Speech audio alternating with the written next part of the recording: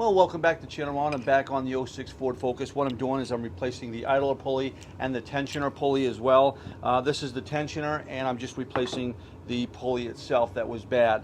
The disassemble video did not come out very well, so basically, hopefully this is going to help you in putting it back together, but maybe you can just kind of watch it backwards to show you how to disassemble it.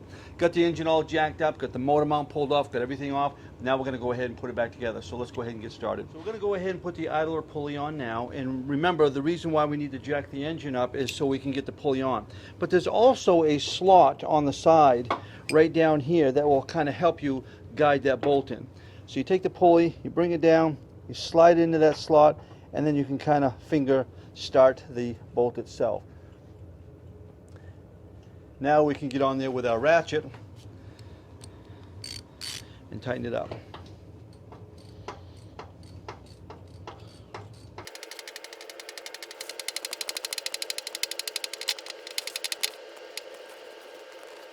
Okay, the idler pulley is all on. So now what I'm going to do is I'm actually going to put the motor mount back on, and then we're going to put the tensioner back on underneath. But before we put the motor mount on, we're going to go ahead and lower that engine back down so it will line up.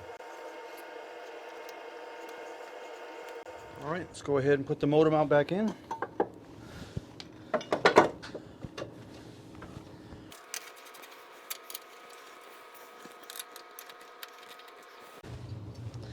Okay, you might have to maneuver that motor around a little bit, kind of pull it to one side to get them lined up.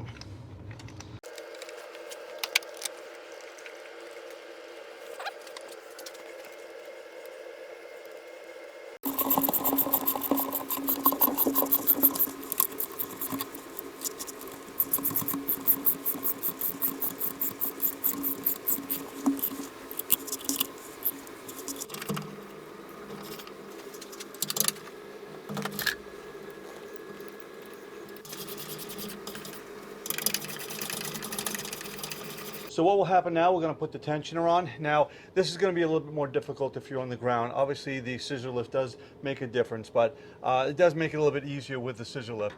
So I'm going to go ahead, I'm going to slide that up there.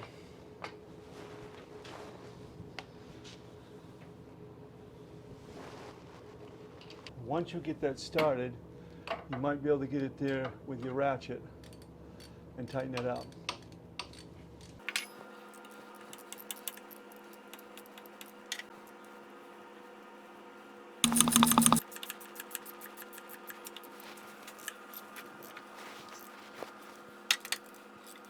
The tensioner is all back in, so now what we'll do is we'll drop the belt in, get the belt all lined up.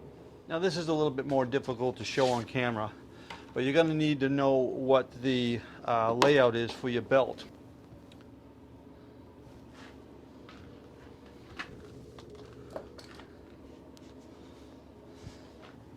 All we need to do is get it back up in the air and get it on that tensioner. So now that we've got the new belt all woven down around the pulleys and so forth, you're going to take your tensioner tool, or I think it's just a 15mm socket, and you're going to put that on that new tensioner, or the old tensioner with the pulley, and you're going to pull that back like this, hopefully take up all the slack needed to get that new belt on.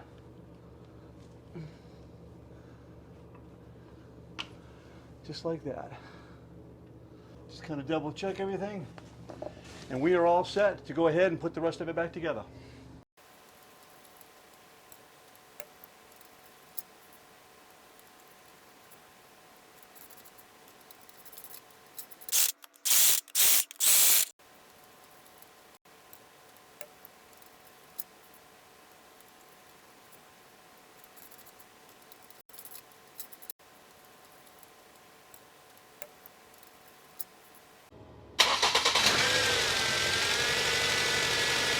Well, there you have it. It's not all that complicated. Sorry I wasn't able to show you the disassembly part of it, or we had some malfunctions with the video.